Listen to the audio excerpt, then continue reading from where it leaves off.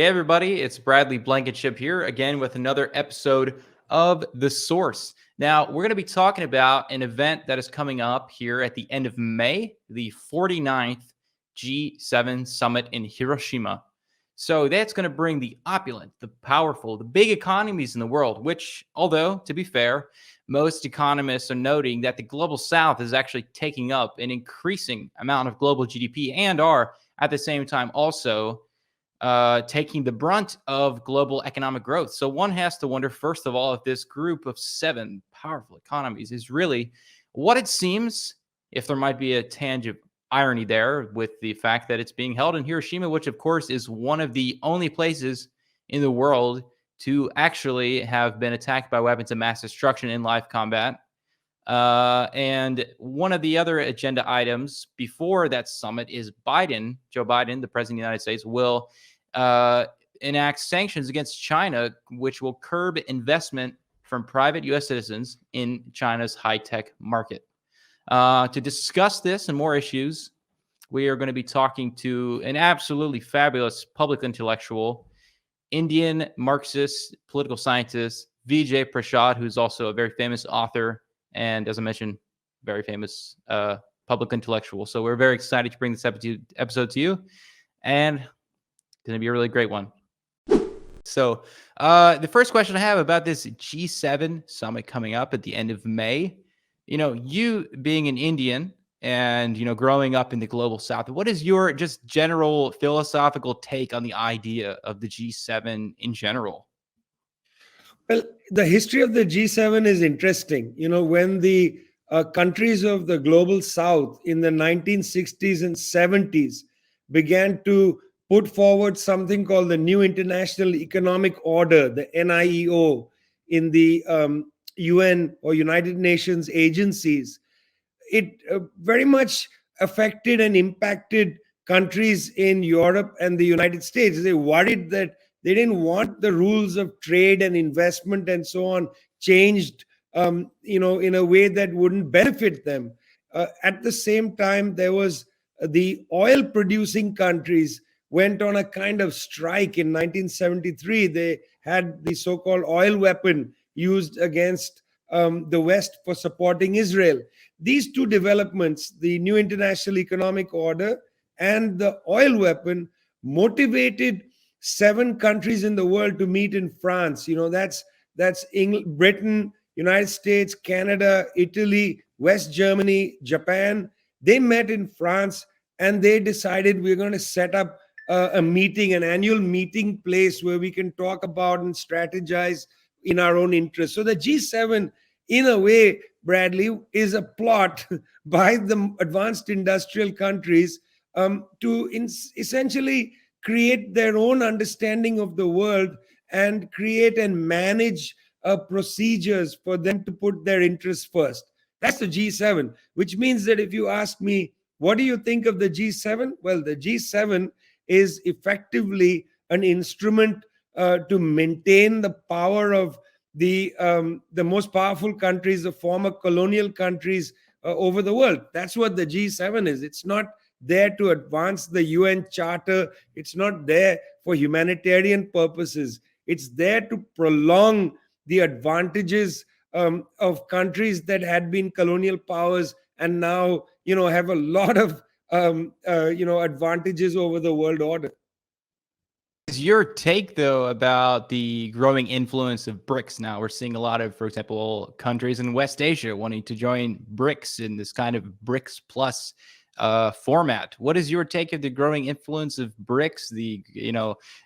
Benjamin Norton, he just had an interview on CGTN's First Voice talking about de-dollarization. Brilliant guy, good friend of this show. What is your take about, the growing influence of the global south through something like BRICS?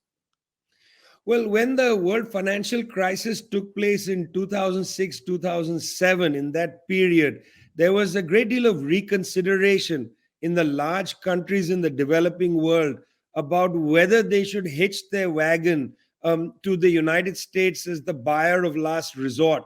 The way the economy is structured, the US market was really the place where everybody was selling their goods and services. It was an enormous consumer of global production. Well, with the slowdown of the US economy and the concomitant decline of economic activity in Western Europe, there was a thought maybe this is not going to be a permanent condition. For which reason, India, Brazil, South Africa, which had been leading this conversation from 2003, before the financial crisis, brought along Russia and China to have a debate and discussion whether there was a possibility of creating alternative institutions. And I must say, things have gone pretty slowly in the development of the BRICS. The first meeting was in 2009. Lots of promises were put on the table, but nothing really happened.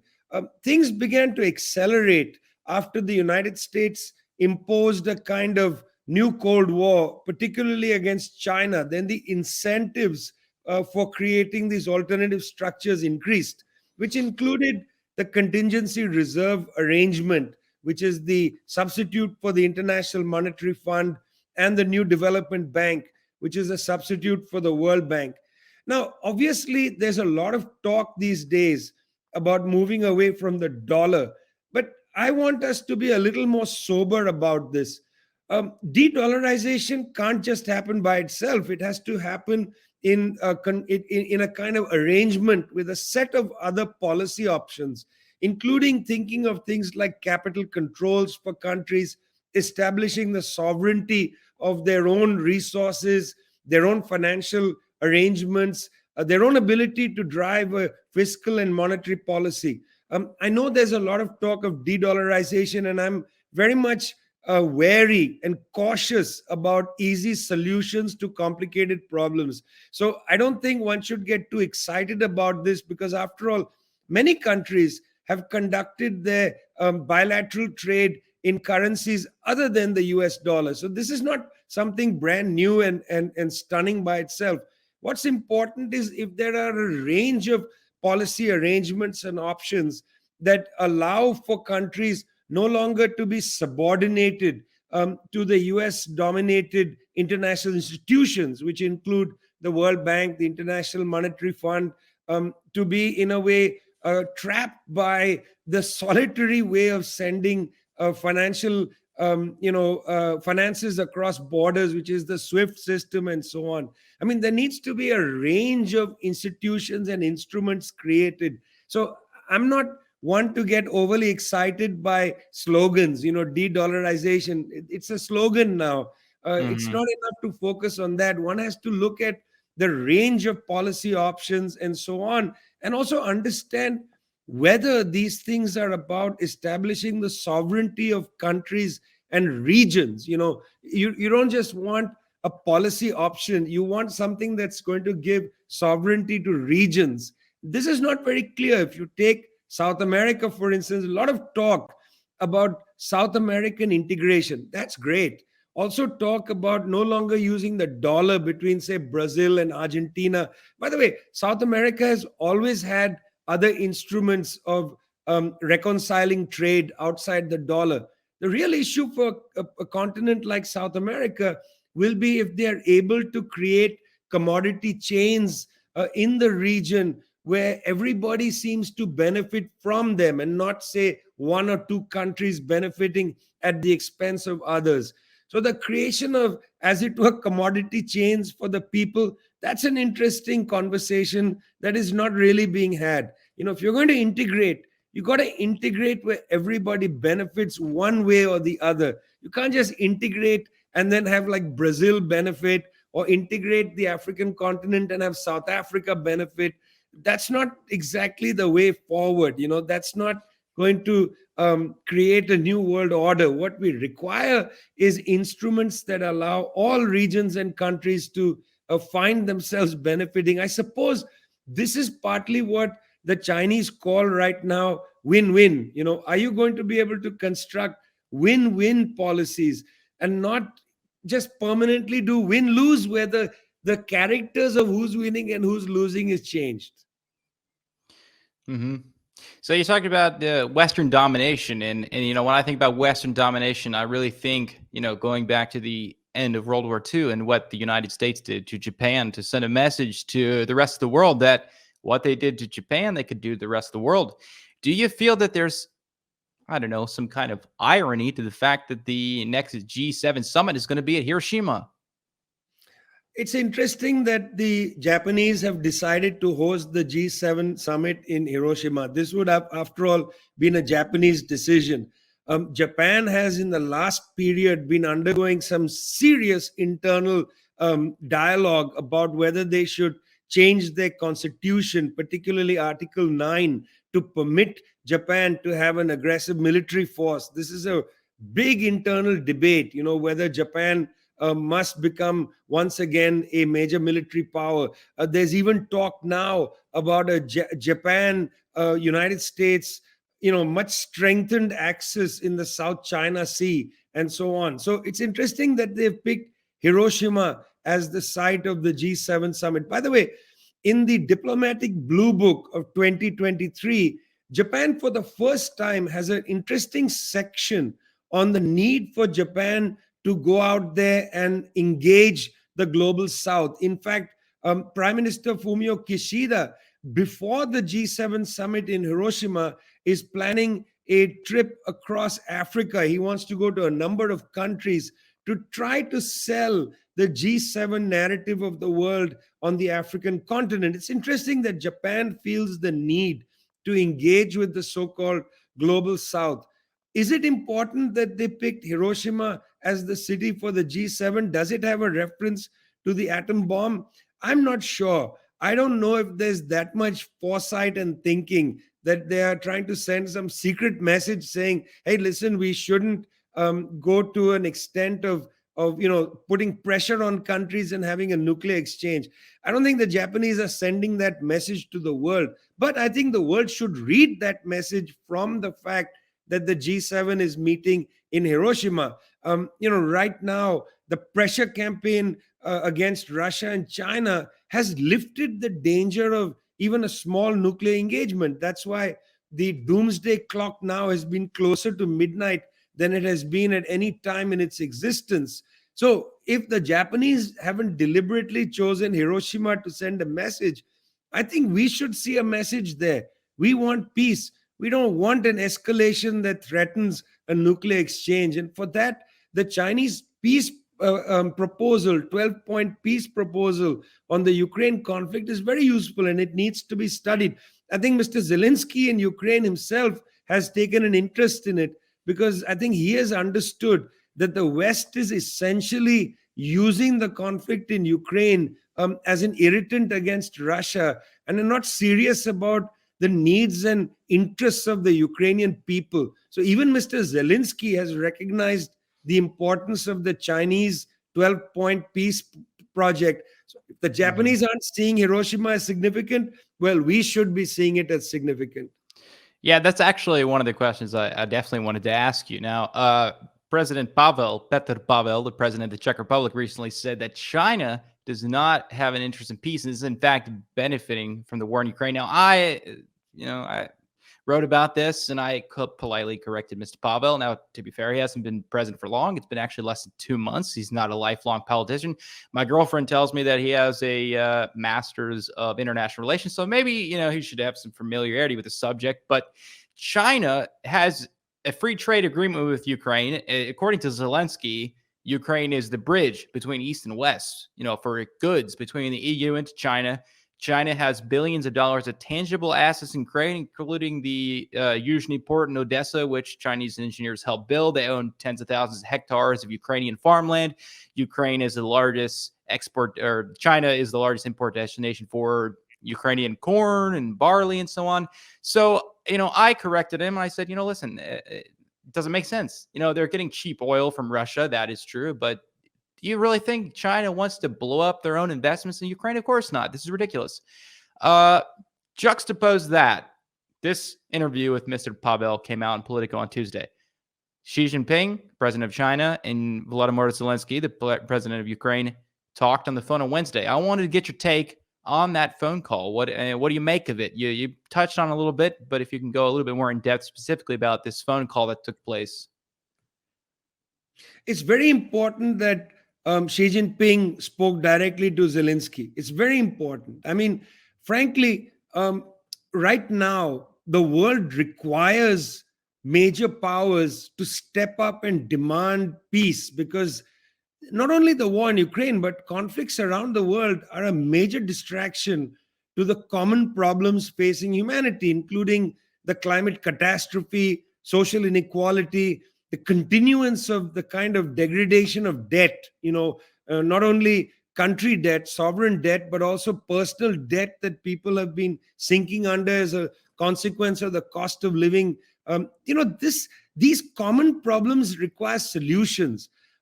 Prosecuting wars is a major waste of our common resources, of the social wealth that we have, and also, of course, there's great suffering occasioned by these wars.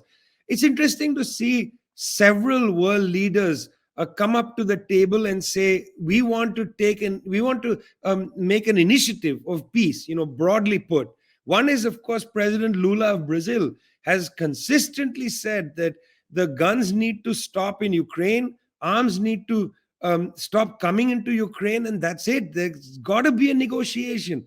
President Lula has said this consistently. Xi Jinping has said this consistently. I don't actually understand what is meant by the idea that China is benefiting from this war. It's not benefiting at all. Nobody really is benefiting from the prolongation of this war, apart from perhaps the United States, because it has interests in play. It, in other words, is using this war as a way to quote unquote weaken Russia. It has interests in play, no doubt about that. Russia doesn't actually have interests in play to prolong the war. They have certain needs and necessities, for instance, security guarantees and so on, which will have to be established at the negotiating table. Those can't be established on the battlefield. Ukraine doesn't have any interest in prolonging the war, only more suffering for the Ukrainian people. China certainly doesn't have any interest in either prolonging this war in Ukraine, or in allowing any escalation of a conflict around the island of Taiwan. China has made it clear that the zone of peace has to be expanded. This is not the time to be belligerent. Again, common problems require a sober, mature solutions coming out of deliberation. That's what's needed, not this kind of juvenile attitude, let's go like cowboys and fire our guns into the air. That's not what's necessary. That's what the United States is doing around the island of Taiwan, for instance. Once again, like cowboys riding into the heat of battle.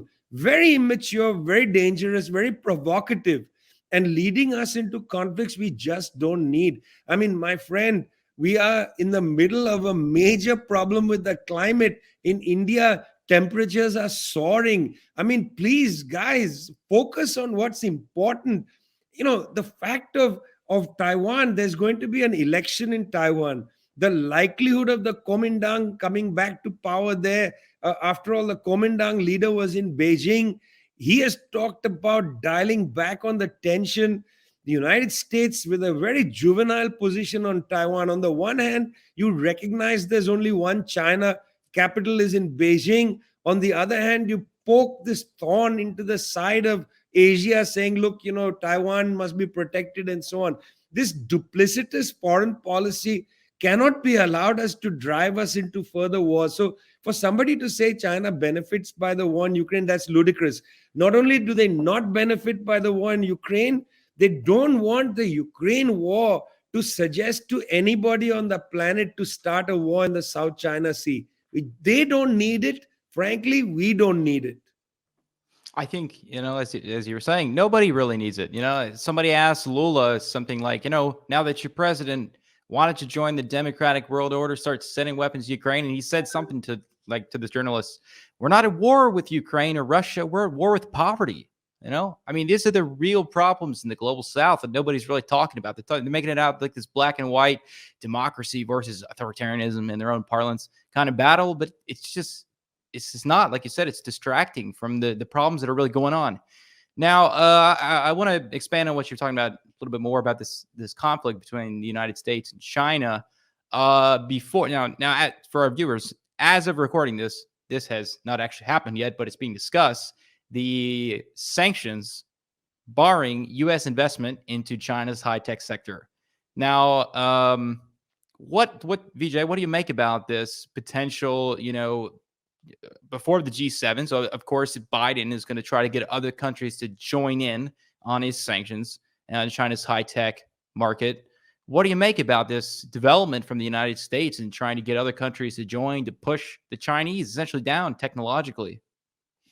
Look, from Tricontinental, the institute that I direct, and our partners, the No Cold War platform, we just put out a briefing document which is called the US Tech War Against China. And what we look at very closely and precisely, because we're interested in the facts here, is we look at the semiconductor war, the war around semiconductors.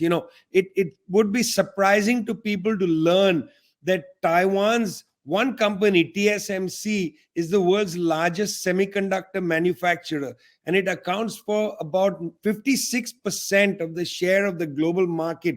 Over 90% of advanced chip manufacturing is done by this one company in Taiwan, followed by a South Korean company, Samsung, which holds 15% of the global market share. So the US war around semiconductors is damaging the international economy and will damage it further, because it's not going to be easy to pivot away from the semiconductor reliance on Taiwan, South Korea, and so on.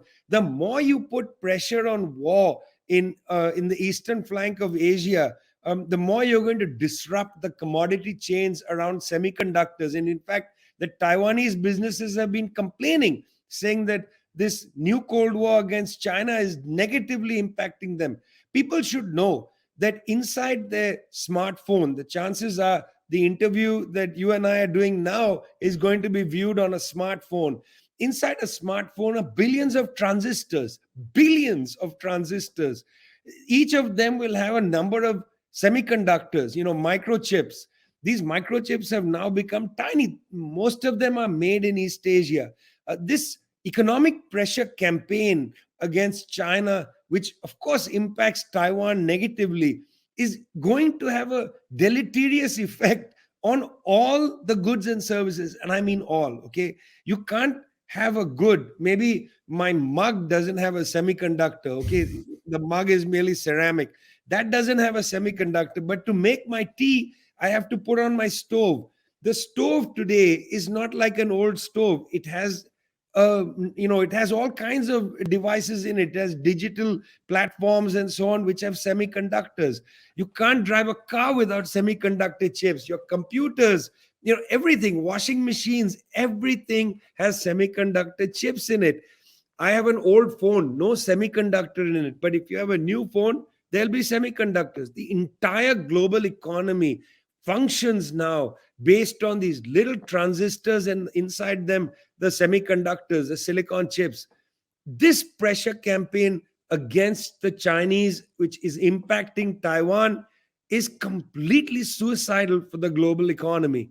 And now increasingly, companies that rely on these chips are saying, calm down. So much so that, in fact, US Treasury Secretary Janet Yellen came out and said, we need to calm down. I mean, finally, some sane voices have appeared in Washington, because the facts are against their own policy. It's silly to imagine that the United States, just like this, through passing the CHIPS Act, can start producing chips in the US. Not so easy, my friends. It's going to take a long time for the United States to revive chip manufacturing. And it may never happen, because chip manufacturing in the US might be just too expensive. And so then all the goods prices will go up. So you got to figure out that, you can't sit on the top of a tree and say, I'm just going to cut the branches underneath me. Eventually, your tree is going to get weakened. You're going to fall. It's one thing for people in the United States to feel arrogant, saying that, they are the greatest economy in the world and so on. But you're not a great producer. 90% of chips are produced in East Asia. How are you going to last on top of your tree, which itself is only standing because it's being held up by the chips? How are you going to do that? It's, as I say, suicidal, this policy, this economic policy of sanctioning entities and so on. It's one thing, to sanction, say, Zimbabwe, which has been badly hit by sanctions, or sanction Syria. These countries don't export that much goods to the United States or to the Western markets. It's a big difference when you start sanctioning big players like China. That is going to no longer be easy. The tool of sanctions simply doesn't work against China. And I think slowly sober voices in Washington might come to realize this. Foolish people like Marco Rubio and so on, they'll never get the point. But that's different. They are, hopefully they are not the intellectuals of the new American century. That would I be hope not. Yeah. catastrophic for people in the United States. Yeah. Oh man. I couldn't help but laugh mention that name. I mean, that guy's just such a clown, you know. And I have to admit, seeing Trump insult him, somebody I dislike, but a bit funny. So my last question for you is, you told me before we started this interview that you've been traveling to China since the 80s. You've seen China's reforming and opening up policies. You've seen China basically grow rich and become the second largest economy by nominal GDP, the largest by purchasing power parity. So you've seen this, transformation of China. How, if you were an average Chinese person, how do you feel that the United States does not want to keep you down or make you poor by doing these things against your country? Well, one interesting feature is if you travel in China and go to most Chinese museums, you'll very quickly understand that for the Chinese people, the phrase century of humiliation is a vital phrase. It's alive and well. What is this century? It begins in about 1820 when the British imperial forces pushed opium onto the Chinese people. Even though the Chinese were trying to reject opium, the emperor said no more opium. They started these two opium wars. US businesses, the Astors, the Forbes, made money selling opium in China. That century of humiliation goes from about 1820 to 1949, when the Chinese Revolution prevails. And I think till today, young people in China learn about what it meant to have for China to have lived through that century of humiliation. They don't want a repeat of that. The Chinese are pretty proud of the developments they have since 1949. First, the developments as a consequence of the Chinese Revolution, improvement of health, improvement of education, basically eradication of poverty, which was finished a few years ago, the improvement of housing. There's very little or almost no homelessness in China. All of that improved the basic lives of Chinese people. And then from the reform era, 1978, because China had a strong state, it was not essentially vitiating the state structure. China was able to properly negotiate with foreign capital to transfer science and technology.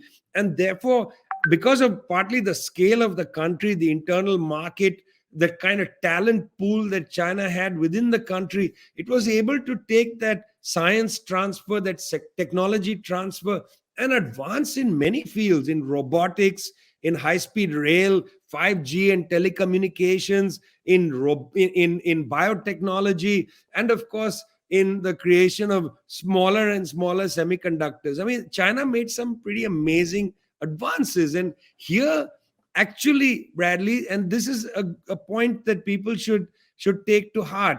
China is a threat to the United States, but not to the American people. China is a threat to sections of the US economy that have become quite complacent and have become, in a way, rent seekers, like the big tech companies. Big tech companies, they make money not on production.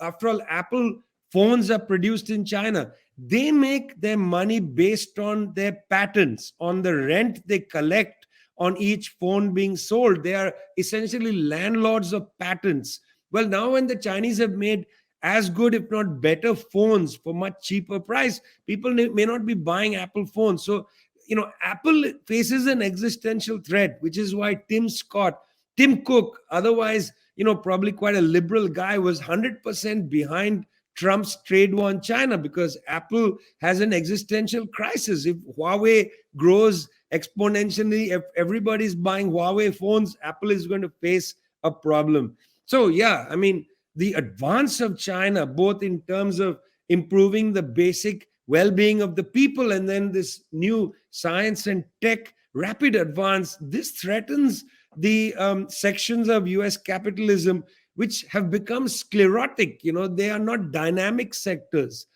US high tech is not a dynamic sector any longer. Some sections are very dynamic. I don't want to make a general statement. Some sectors are making incredible advances. But by and large, the big corporations, Microsoft and Apple and even Facebook, they've become rent collectors. And, we know that landlords don't create innovation. And if you become a class of landlords, innovation is going to die off. And I think that's the reason why the United States is trying to impose, a pressure on China saying, stop developing. And because of the history of the century of humiliation, people are like, sorry, we have the right to develop.